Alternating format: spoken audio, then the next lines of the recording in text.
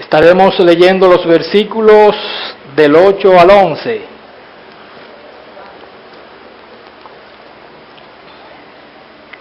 Para continuar con nuestra serie expositiva, teniendo cuidado de la iglesia del Señor.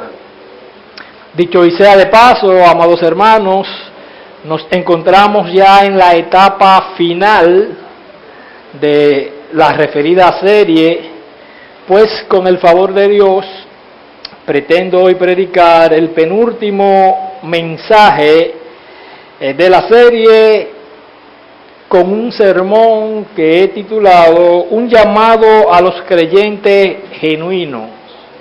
Un llamado a los creyentes genuinos, que dicho y sea de paso, nuestro hermano Ramón estuvo compartiendo parte de lo que es parte del sermón. Y una de las cosas, amados, que nosotros tenemos que prestar mucha atención es que cuando Dios habla o trae temas por diferentes vías a una congregación sin las personas haberse puesto de acuerdo, es porque Dios quiere que prestemos atención.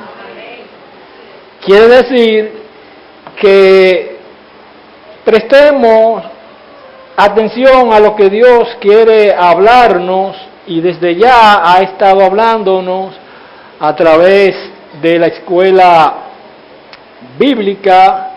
Así que vamos a disponer de nuestros corazones antes de leer la palabra de Dios para orar y buscar el favor de Dios en esta hora.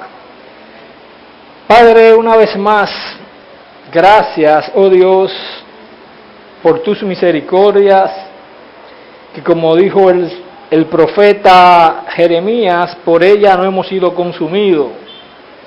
Gracias, oh Dios, porque tú escoges, como dices en 1 Corintios, capítulo 1, versículo 27, lo débil del mundo para avergonzar lo fuerte. Oh Señor, precisamente confiado en esta promesa tuya, en 1 Corintios 1:27, yo me paro delante de ti.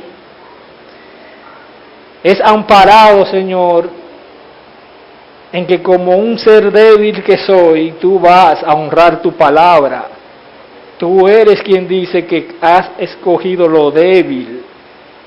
Ayúdame pues ciertamente te necesito, Señor, y mis hermanos necesitan escucharte a ti y no escuchar palabras de hombre.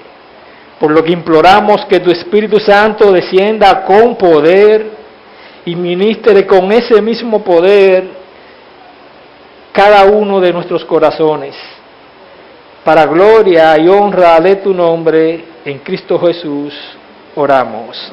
Amén. Amado, dice la palabra de Dios en Tito capítulo 3, versículos 8 al 11, de la siguiente manera: palabra fiel es esta, y en estas cosas quiero que insista con firmeza, para que los que creen en Dios procuren ocuparse en buenas obras. Estas cosas son buenas y útiles a los hombres, pero evita las cuestiones necias y genealogías y contenciones y discusiones acerca de la ley, porque son vanas y sin provecho. Al hombre que cause divisiones, después de una y otra amonestación, deséchalo, sabiendo que el tal se ha pervertido y peca y está condenado por su propio juicio. El pasado domingo nosotros predicábamos acerca de la salvación que hemos recibido por gracia y por la misericordia de Dios, y concluíamos que definitivamente los creyentes podemos estar seguros de nuestra salvación, seguros de que nuestra salvación es genuina, pues Dios es quien no miente, el que la ha garantizado. Nuestra esperanza de vida eterna está asegurada porque precisamente procede de Dios. Tito 1:2 dice, en la esperanza de la vida eterna, la cual Dios, que no miente, prometió desde antes del principio de los siglos. Quiere decir, amados hermanos, que antes de que tú y yo naciéramos, si eres creyente, Dios, que no miente, prometió salvarnos. Por consiguiente, si nuestra salvación procede de Dios, quien la prometió y está garantizada, entonces nuestra salvación no puede depender bajo ningún concepto de nuestras obras. La salvación del creyente no descansa en sus obras, pues decíamos en este sentido que para que alguien pudiera ser salvo por sus obras, tendría que vivir una vida perfecta, sin pecado, desde la cuna hasta la tumba. Y eso realmente es imposible. De hecho, todos nosotros, los descendientes de Adán y Eva, somos pecadores de nacimiento.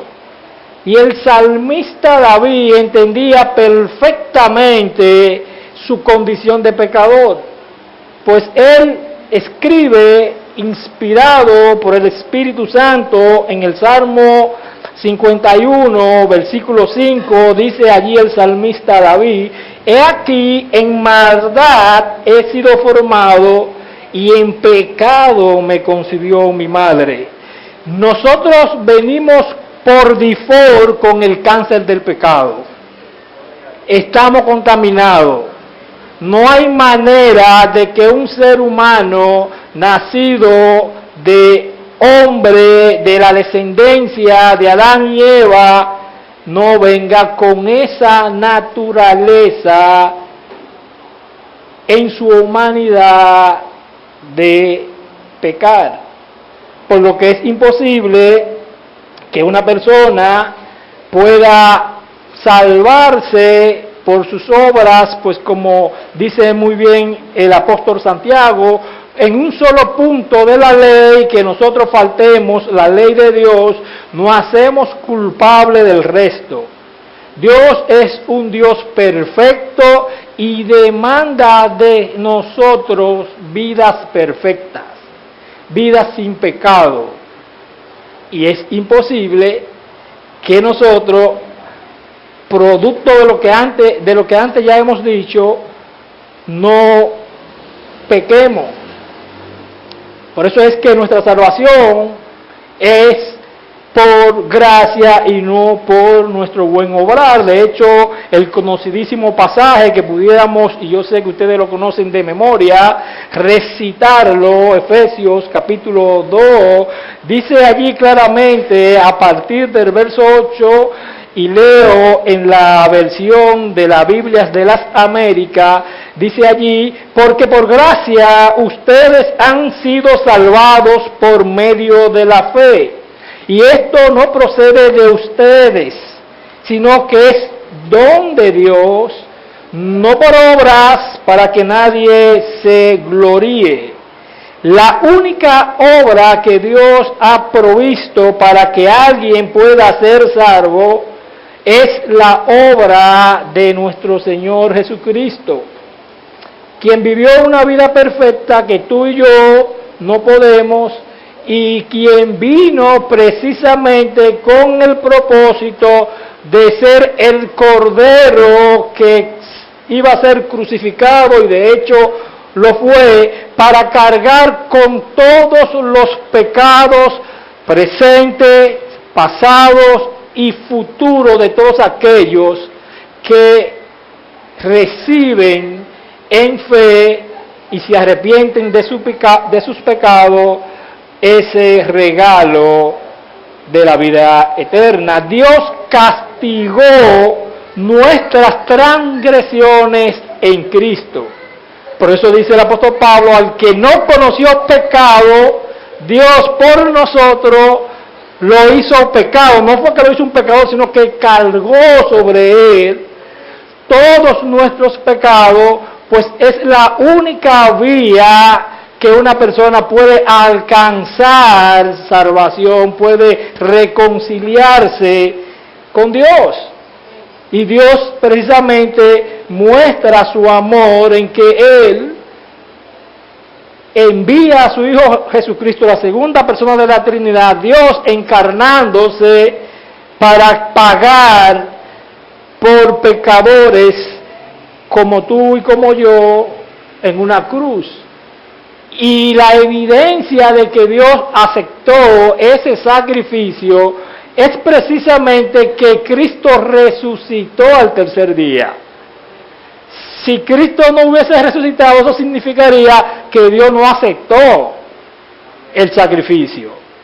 Por eso es que nuestra salvación en Cristo está garantizada, está asegurada, porque no depende de nuestras obras, sino de la obra expiatoria que Cristo vino a realizar para perdón de nuestros pecados.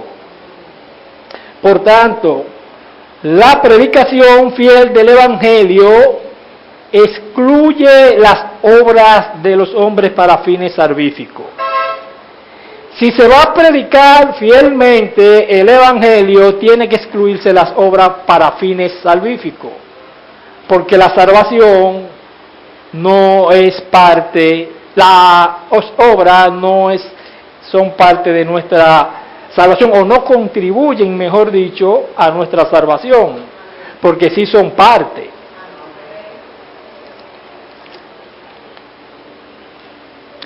De hecho, observen, amados hermanos, la conexión que hace Pablo en el versículo 8 con los versículos anteriores, es decir, con los versículos de 4 al 7, del cual predicábamos el domingo pasado acerca de la salvación genuina que nosotros tenemos de pura gracia por la misericordia de Dios. Pablo en el versículo 8 hace esa conexión, pues él dice, iniciando la primera parte de este verso 8, palabra fiel es esta.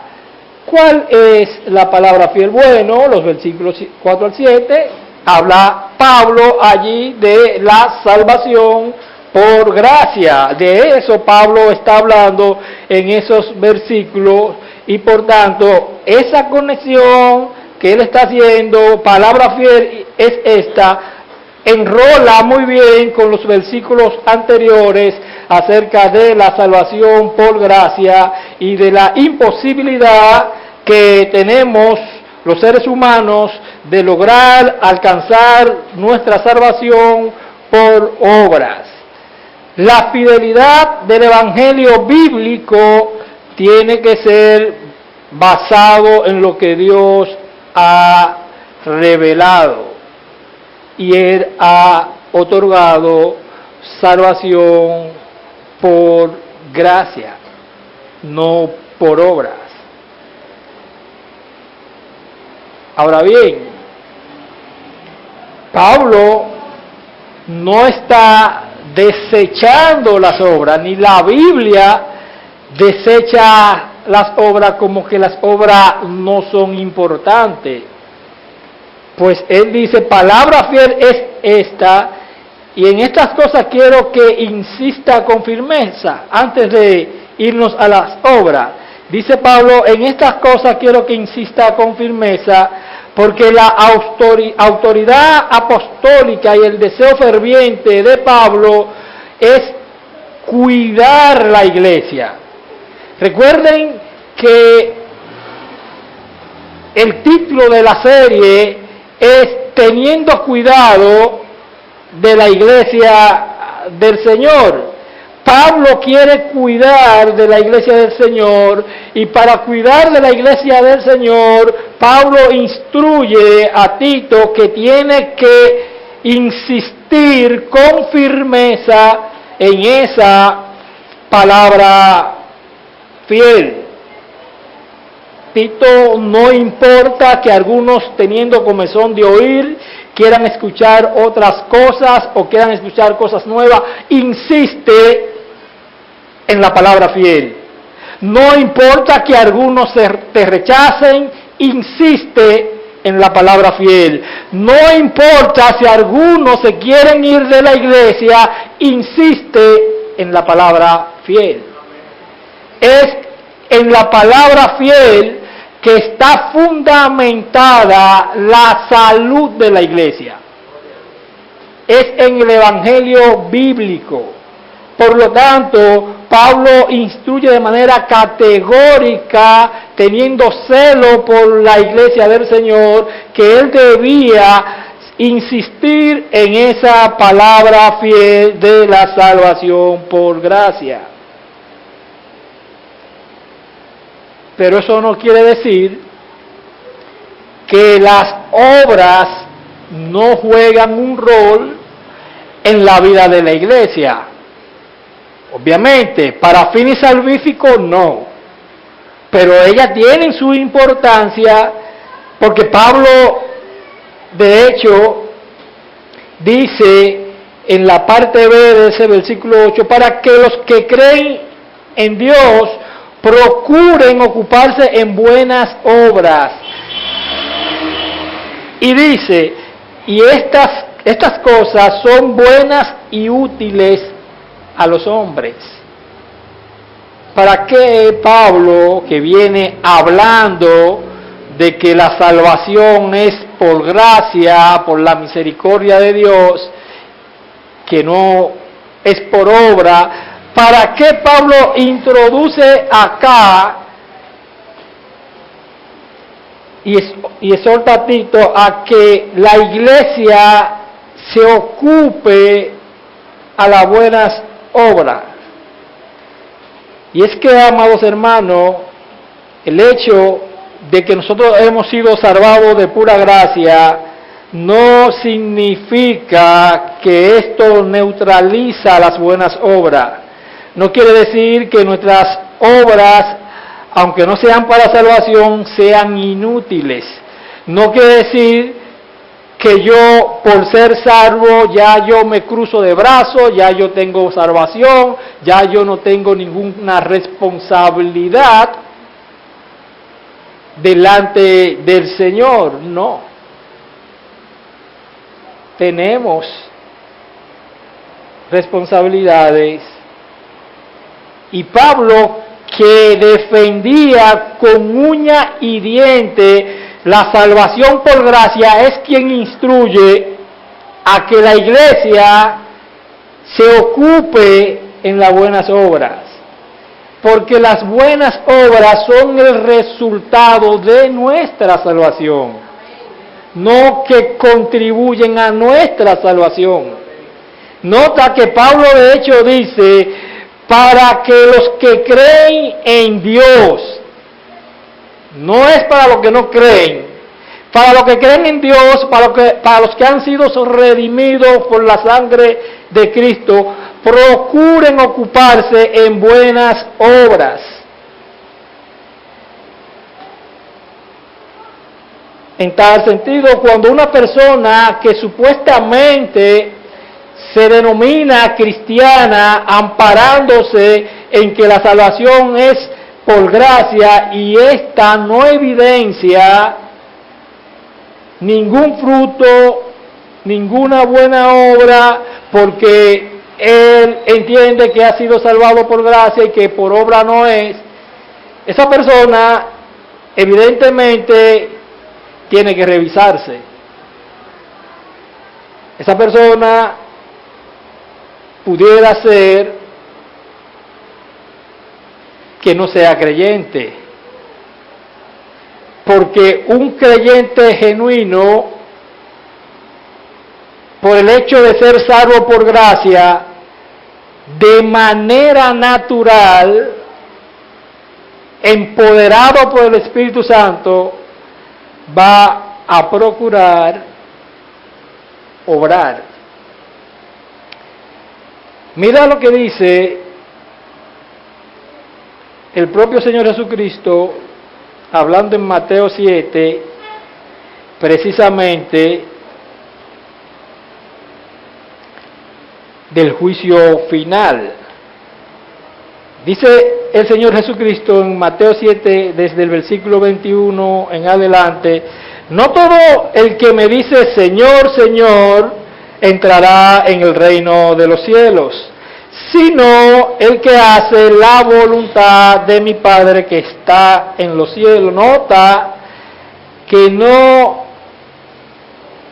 es que no hagamos la voluntad de Dios. No es que somos salvos y ya nosotros no tenemos nada que hacer.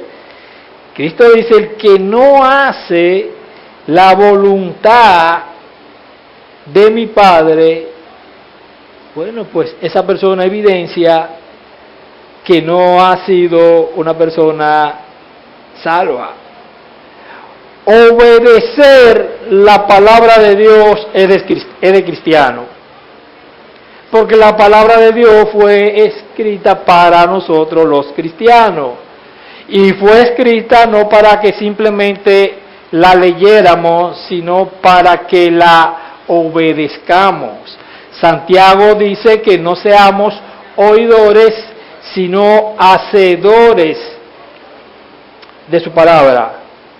Sigue diciendo Cristo en el versículo 22: muchos me dirán en aquel día, Señor, Señor, ¿no profetizamos en tu nombre? Y en tu nombre echamos fuera demonios, y en tu nombre hicimos muchos milagros. Y ahora viene la noticia fúnebre. Entonces les declararé: nunca os conocí, apartaos de mí, hacedores de maldad. Todo aquel que no hace la voluntad de Dios es un hacedor de maldad. Todo aquel que no obedece la palabra de Dios se rebela contra ella. Y es voluntad de Dios que su iglesia se ocupe en el buen obrar, pues para esto fuimos salvados, para evidenciar por nuestro obrar que ciertamente estamos caminando en santidad, que ciertamente nosotros los cristianos somos diferentes a la persona del mundo. De hecho, recuerdo en una clase tomando con el pastor Miguel Núñez, ya hace muchos años atrás, que él decía al grupo de líderes y pastores que allí nos encontrábamos: pastores y líderes, ustedes en sus congregaciones tienen que ofrecer algo a la gente impía que ellos no encuentren en ningún otro lugar que nada más sea en la iglesia. La iglesia está llamada a ser diferente. La iglesia está llamada a ser santa. Por lo que, amados hermanos, tenemos, y es el llamado que Dios nos hace, que obrar en santidad. Porque para eso fuimos salvados. Leo una vez más: porque por gracia ustedes han sido salvados por medio de la fe. Y esto no procede de ustedes, sino que es don de Dios. No por obras, para que nadie se gloríe. No cabe duda, aquí no estamos cuestionando que la salvación es por gracia, pero nosotros hemos sido salvados para andar en buenas obras. Y en el versículo 10 de ese capítulo 2 de Efesios se evidencia claramente, pues dice allí el versículo 10: porque somos hechura suya, creados en Cristo Jesús para hacer buenas obras, las cuales Dios preparó de antemano para que anduviésemos en ellas. Nosotros fuimos salvados para andar en buenas obras. Y Pablo dice que fuimos hechura suya, creados en Cristo Jesús, es decir, en nosotros se ha formado una nueva creación, en nosotros se ha formado una nueva naturaleza. Por eso el creyente genuino es una nueva criatura en Cristo Jesús para las buenas obras. Y Pablo dice en 2 Corintios 5:17, de modo que si alguno está en Cristo, nueva criatura es. Las cosas viejas pasaron y aquí todas son hechas nuevas. Nosotros tenemos una nueva naturaleza. Si eres cristiano, el Espíritu Santo mora en ti, el Espíritu Santo mora en mí y estamos ya empoderados por la palabra de Dios para nosotros ir avanzando, llevando frutos. ¿Recuerdan la ilustración que hace Cristo en Juan capítulo 15, donde Él dice allí, no lo voy a leer, pero Él dice allí, que aquellos que no dan fruto, hablando de los pámpanos, una analogía que se refiere a los cristianos, las ramas, aquellos que no dan fruto, mi Padre lo cortará, porque estamos llamados a dar fruto. No es posible que el cristiano se pase, años vienen, años van, años vienen, años van, y él sigue estancado. Él sigue en los mismos pecados de siempre. Bueno, pero eso no es congruente con lo que nos enseñan las Escrituras. Nosotros tenemos que ir creciendo, madurando,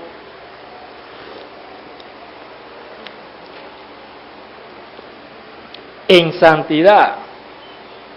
Ahora, bien, ¿cuál es el propósito de nuestras buenas obras? Bueno, que glorifiquen a Dios, porque para eso nosotros fuimos creados, para eso nosotros somos salvados, para glorificar a Dios. Nosotros conocemos muy bien 1 Corintios, capítulo 10, versículo 31, donde dice que haced todo para la gloria de Dios. Y nosotros lo conocemos, de hecho, nosotros memorizamos las Escrituras. El asunto es aplicarla, porque nosotros la conocemos. Yo no creo que pasajes tan emblemáticos como 1 Corintios 10, 31, Efesios 2, 8 al 10, nosotros no lo conozcamos. Lo conocemos. Hacerlo todo para la gloria de Dios.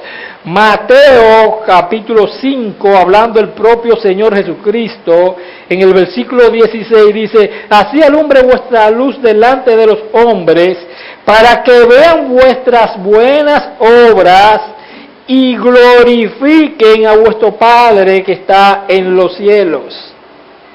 Hermanos, nuestras obras son útiles. Tienen un propósito y es glorificar a Dios a través de ella. Por eso tenemos que revisar cuáles son nuestras motivaciones para nosotros obrar. ¿Qué es lo que me motiva? Pues muchos o algunas personas procuran hacer buenas obras con el propósito de ellos ser glorificados, no de que Dios sea glorificado. Mira lo que dice Mateo capítulo 23 en el versículo 5, la primera parte, dice, antes hacen todas sus obras para ser visto por los hombres.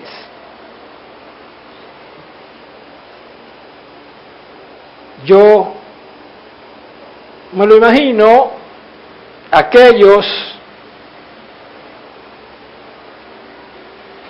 que no han sido redimidos,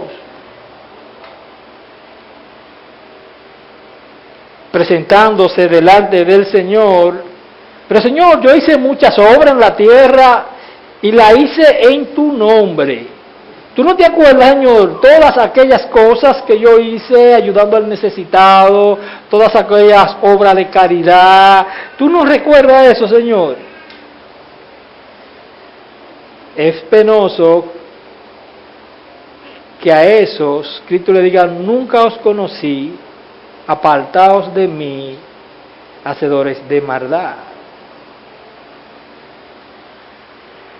Dios, que conoce los corazones, Cristo, que conoce los corazones, sabe cuáles son nuestras motivaciones por la cual nosotros procuramos hacer buenas obras, si es que las hacemos. Porque por eso le decía que el cristiano genuino está llamado a hacer buenas obras como resultado de su salvación. Pero Pablo no solamente ordena a Tito, lo instruye para que la iglesia en Creta se ocupase en buenas obras, sino que también lo instruye para que evite lo que es vano y sin provecho, que esa cosa no sea la que predomine en la predicación bíblica. Pues él dice en el versículo 9, pero evita las cuestiones necias y genealogías y contenciones y discusiones acerca de la ley, porque son vanas y sin provechos. En los tiempos del apóstol Pablo acontecía una serie de controversias en el ámbito religioso sobre alimentos limpios e impuros, sobre normas sabáticas, sobre las observancias de días santos, además de que también se daban discusiones sobre genealogías humanas. Es decir, estos temas eran lo que los falsos maestros traían como punto principal, como tema de discusión en las iglesias. Y parecía tener un enfoque novedoso, interpretar el Antiguo Testamento, provocando así muchas disputas y discusiones necias que no contribuían en nada con el crecimiento espiritual del pueblo de Dios. Los falsos maestros habían superpuesto o colocado por encima de lo primario de la ley divina de Dios cosas vanas y sin provecho que no edificaban al pueblo de Dios. De hecho, era algo con lo que Pablo tenía que estar lidiando frecuentemente para tratar de mantener la salud espiritual de las iglesias. En Colosa, allí habían personas que se habían infiltrado y estaban enseñando precisamente cosas que no edificaban al pueblo de Dios, cosas que no contribuían a su crecimiento. En el capítulo 2 de Colosenses, versículo 16, Pablo le dice: por tanto, nadie os juzgue en comida o en bebida o en cuanto a días de fiesta, luna nueva o días de reposo. Estaban juzgando a los creyentes, satanizándolos si ellos comían ciertos alimentos, si ellos bebían ciertas cosas, si ellos no guardaban ciertos días. El hermano Ramón, en su estudio de esta mañana, decía, citando precisamente a los fariseos, que ellos inclusive cuestionaron a Cristo. ¿Por qué tus discípulos no se lavan las manos antes de comer pan? Para ellos eso era algo satánico. No, ¿y cómo va a ser? Comiendo pan sin ustedes están en pecados. Cosas banales que no contribuyen con el crecimiento de los hermanos. Y ese tipo de enseñanza era la que estaban siendo colocadas como enseñanzas primarias, como enseñanzas principales, sustituyendo la palabra de Dios. Habían hecho de sus costumbres y tradiciones dogma, como si fuera esto palabra del cielo. Y tenemos que tener cuidado con eso. Si pretendemos mantener la salud de esta iglesia. Sigue diciendo Pablo, entre otras cosas, que en la iglesia de Colosa cuestionaban o estaban conduciendo a los cristianos a hacer cosas que ciertamente no tenían ninguna contribución para su crecimiento espiritual. Dice en el versículo 20, pues si habéis muerto con Cristo en cuanto a los rudimentos del mundo, ¿por qué como si vivieres en el mundo, os sometéis a preceptos tales como no manejes, ni guste, ni aun toques? Oye, habían ciertas cosas, no manejes, no toques, eso es pecaminoso, en conformidad a mandamientos y doctrinas de hombres, cosas que todas se destruyen con el uso. La parte B del versículo 23, Pablo dice, pero no tienen valor alguno contra los apetitos de la carne. Es decir, ninguna de esas enseñanzas triviales, banales, contribuyen a la santidad del creyente.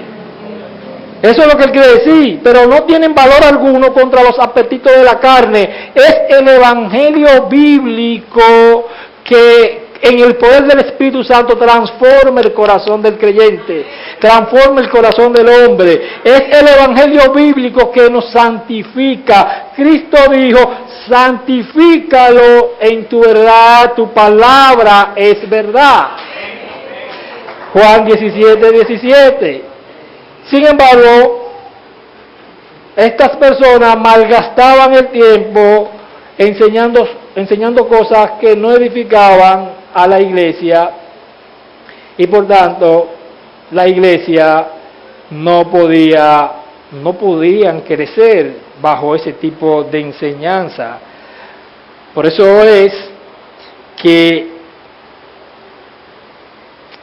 el tema de la serie no fue un invento de mi parte, no, es del contexto de la carta, porque el cuidar de la iglesia del Señor era vital para aquellas iglesias en Creta. Había un desorden allí y Pablo da una serie de instrucciones que nosotros hemos venido desarrollando y reflexionando en ella a lo largo de esta serie, precisamente para enderezar aquellas iglesias que estaban torcidas. Y es que, hermanos, la falta de enseñanza bíblica conduce a abrazar el error. Por eso Pablo instruyó en el verso 8 que insistiera en la palabra fiel, y desde los púlpitos, y desde este púlpito en particular, tenemos que mantenernos predicando y enseñando la palabra fiel del Evangelio, si pretendemos hacer buenas obras de santificación. ¿Qué hemos observado hasta este punto, amado? Hemos observado para qué Pablo exhorta a la iglesia a las buenas obras. Bueno, ya dijimos que es un resultado de nuestra salvación y que es para glorificar a Dios. O sea, nuestra salvación se nos ha otorgado para que andemos en buenas obras que Dios ya había preparado de antemano.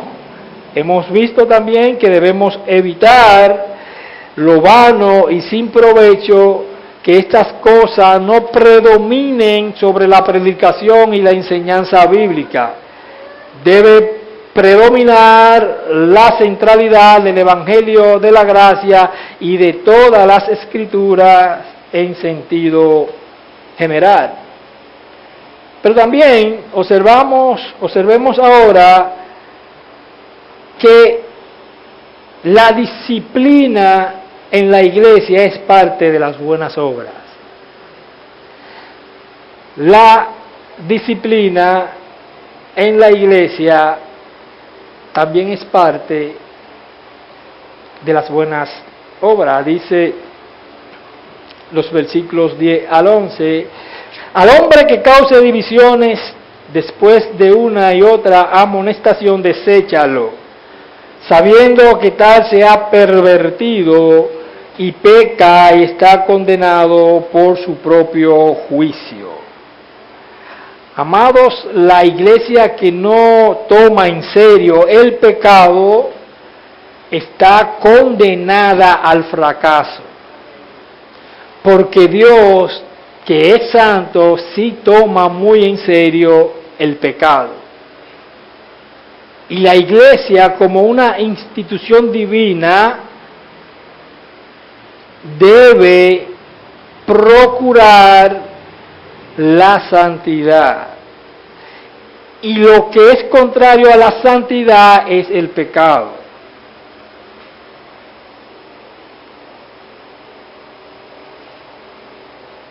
Estamos llamados, la iglesia está llamada a confrontar el pecado, porque la falta de santidad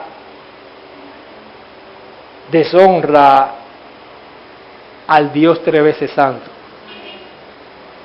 y Él lo toma muy en serio. Recuerden que le comentaba hace un instante la declaración de Miguel, o la enseñanza de Miguel, que la iglesia tiene que, el impío tiene que ver en la iglesia algo que él no ve ahí afuera. Si el impío ve mundanalidad dentro de la iglesia, bueno, pero esto es lo mismo que yo veo allá afuera. Pero eso es lo mismo, no hay nada de diferente. Por eso que es serio el asunto de confrontar el pecado. Dios no negocia su santidad. Y eso Él lo dejó evidenciado desde el mismo surgimiento de la iglesia de Cristo. Pues todos conocemos muy bien, o creo que conocemos muy bien, la narrativa bíblica en aquel avivamiento que hubo en el libro de los Hechos, donde surgió la iglesia de Cristo, que nosotros veíamos cómo el Espíritu Santo se movía con poder. Pero Dios, desde ese mismo surgimiento, dio un ejemplo de que Él no juega con su santidad. Conocemos el famoso caso de Ananías y Zafira, que esta pareja de esposos, la iglesia se había comprometido en levantar aportes de manera voluntaria, no era ni siquiera impuesta, era algo voluntario. Aportes para ayudar a los necesitados, los hermanos necesitados y parte del pueblo que estuviera en necesidad. Y Ananías y Zafira se comprometieron a vender una heredad para donar ese dinero a la iglesia. Sin embargo, al parecer, cuando ellos recibieron el dinero, parece que se encontraron que era mucho cuarto para ellos dar todo ese dinero a la iglesia. Y ellos sustrajeron una parte del dinero. Nadie se iba a dar cuenta. Ellos sustrajeron una parte del dinero. No, yo puedo dar esta parte y ya. En esto fue que vendí la heredad. Y ya, y no hay problema. Mira lo que dice Hechos 5, desde el versículo 1 hasta el verso 5. Dice: pero cierto hombre llamado Ananías, con Zafira, su mujer, vendió una heredad y sustrajo del precio, sabiéndolo también su mujer. Tenían una componenda. Y trayendo solo una parte, lo puso a los pies de los apóstoles. Y dijo Pedro a Ananías: ¿por qué llenó Satanás tu corazón para que mintiese al Espíritu Santo y sustrajese del precio de la heredad? Reteniéndola, no se te quedaba a ti, y vendida no estaba en tu poder. ¿Por qué pusiste esto en tu corazón? No has mentido a los hombres, sino a Dios. El verso 5 dice: al oír Ananías estas palabras, cayó y expiró. Dios literal lo mató, dando un ejemplo de que con su santidad no se juega. Y eso tenía un propósito, pues dice la parte B del versículo 5: y vino gran temor sobre todos los que lo oyeron. Parte o el propósito de la disciplina es precisamente restringir la falta de santidad. Eso es parte, porque la disciplina es bíblica, es con el propósito de restaurar al hermano o hermana que está en pecado. Ese es el propósito de la disciplina bíblica. Pero también tiene como propósito temor hacia los demás. Pues si yo veo cómo Dios disciplinó a alguien, yo digo: wow, pero espérate, tengo que tener cuidado como yo ando, porque Dios no juega con su santidad. Y es lamentable que hoy día el creyente peca y vive sin ningún temor. No, él vive pecando, desobedeciendo la palabra de Dios, y él no siente ninguna convicción de pecado.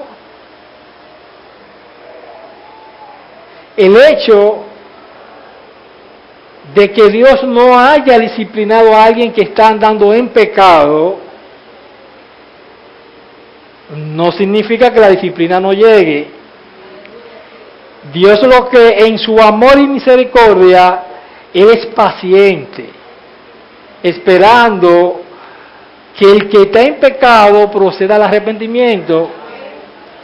Él es paciente, pues no quiere disciplinarte, pero si persiste en tu testarudez, en seguir desobedeciendo la palabra de Dios, en seguir en tu pecado, en querer andar en tu voluntad y no en la voluntad de Dios, Él te va a disciplinar. No te quepa la menor duda, Él te va a disciplinar. Porque Dios no juega con su santidad. Dios demanda de nosotros que andemos en santidad. Dios demanda de nosotros las buenas obras para que su nombre sea glorificado. De manera que una iglesia que pretenda ser bíblica tiene que confrontar necesariamente el pecado. No puede el pecado pasearse dentro del cuerpo de Cristo y que nadie diga nada y que nadie haga nada. De hecho, Dios ha establecido, Mateo 18, un proceso precisamente para la disciplina. Nosotros conocemos muy bien Mateo 18, si tu hermano peca contra ti, ve y tú y él, estando a solas, si se arrepintió, ha ganado tu hermano, eso se quedó ahí, ya no tiene que salir hacia afuera ya, porque ya se arrepintió, se restauró. Si persiste, entonces dice que busque a otros hermanos, 2 o 3, y que hablen con él, y que si aún así no se arrepiente, entonces que lo lleve a la iglesia. Y si tampoco allí se arrepiente, entonces bueno, mira, tenlo por gentil y publicano, ese no es creyente. Porque en el creyente mora el Espíritu de Dios. Y el Espíritu de Dios trae convicción de pecado. No puede ser que un creyente genuino se exponga una y otra vez a la exposición de la palabra de Dios, a estudios bíblicos y que siga siendo la misma persona. No puede ser posible. Porque como decía nuestro hermano Ramón, entonces estamos invalidando la palabra de Dios. Y la palabra de Dios tiene poder para transformar. Es por eso que Dios nos ha dado su Espíritu Santo. El Espíritu Santo es una alerta. Cuando el Espíritu Santo se contrista, nosotros lo sabemos. Cuando el Espíritu Santo se contrista por nuestros pecados, nosotros sabemos cuando estamos en pecado. No es que nosotros somos ajenos, nosotros lo conocemos. El asunto es que muchas veces estamos amando más la oscuridad que la luz.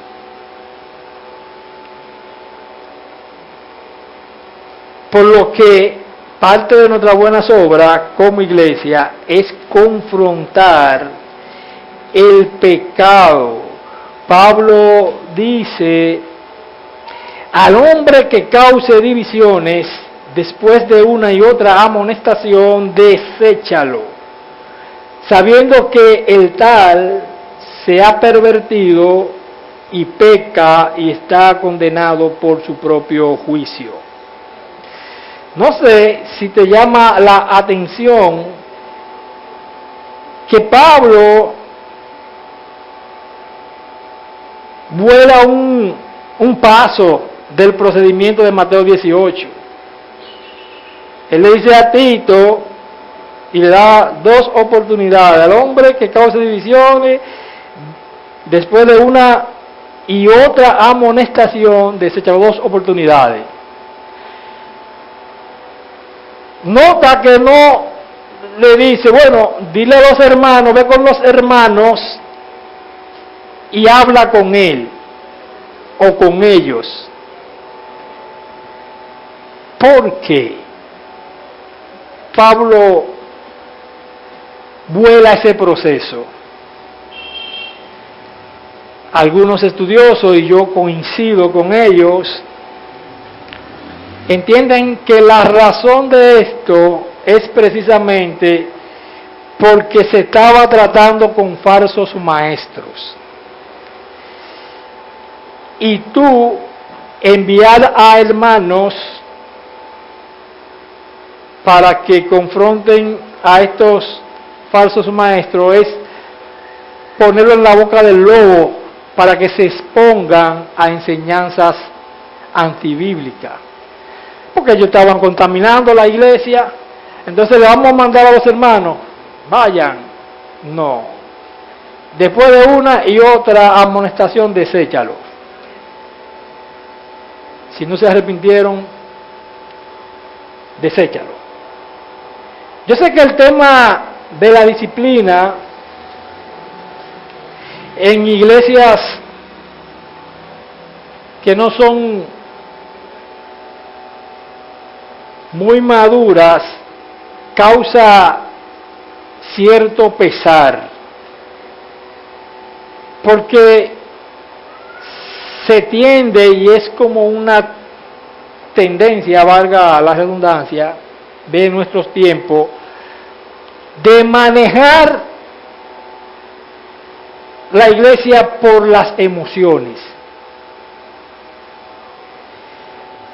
Y hermanos, somos seres emocionales, pero las emociones tienen su lugar.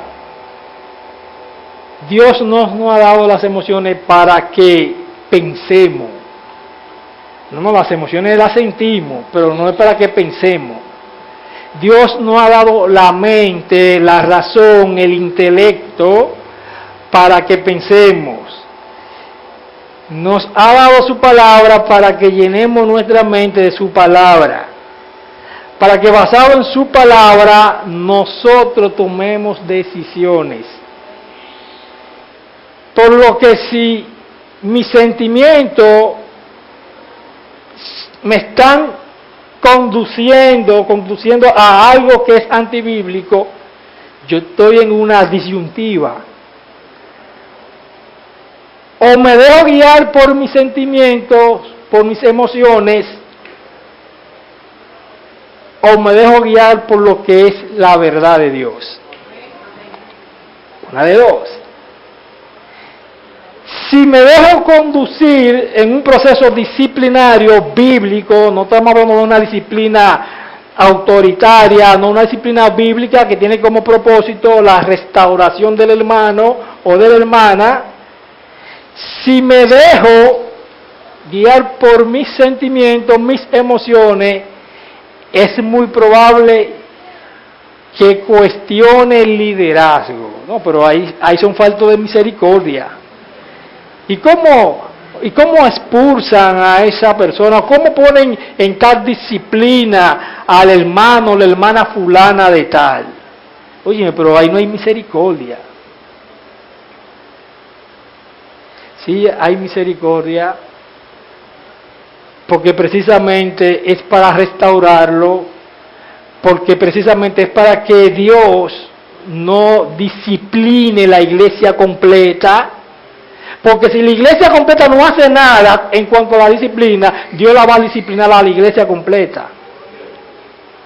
Entonces, es para cuidar la iglesia del Señor. Esa ha sido la intención de Pablo escribirle a Tito. Es cuidar aquellas iglesias para retornarla al carril bíblico. Y eso conlleva toda esa serie de sermones que hemos predicado, el colocar pastores bíblicos llamados por Dios, el confrontar el pecado, el hacer buenas obras, todo lo que hemos venido predicando conlleva el cuidar de la iglesia del Señor. Y todos estamos llamados a contribuir con este cuidado de la iglesia, porque todos somos parte de la iglesia del Señor.